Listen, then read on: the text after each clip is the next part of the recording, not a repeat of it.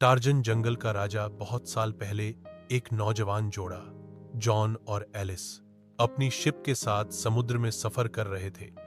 लेकिन तूफान आया और उनका शिप डूब गया। दोनों किसी तरह एक जंगल के करीब जिंदा बच गए और वहां एक छोटी सी झोपड़ी बना के रहना शुरू कर दिया। उनके यहाँ एक बेटा पैदा हुआ टार्जन। लेकिन कुछ अरसे बाद एक जानवर का हमला हुआ और टार्जन के माँ बाप मर गए। टार्जन अकेला रह गया, लेकिन एक शेरनी ने उसे अपना बेटा समझकर पाला पोसा। टार्जन ने जंगल में पलकर बंदरों से उछलना सीखा, शेर से जंग करना सीखा और हाथी से दोस्ती की। वह पेड़ों पर उछलता, लंबी चीख मारकर आवाज निकालता, आहा हा हा, और जंगल का राजा बन गया। फिर एक दिन जंगल में कुछ लोग आए। उनमें एक खूबसूरत लड़की भी थी, जेन। टार्जन ने पहली दफा इंसानों को देखा। उसे जेन से मोहब्बत हो गई।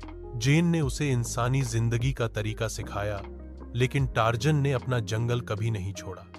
आखिर में टार्जन ने जंगल और इंसानों के बीच अमन कायम किया और टार्जन जंगल का हीरो बन गया।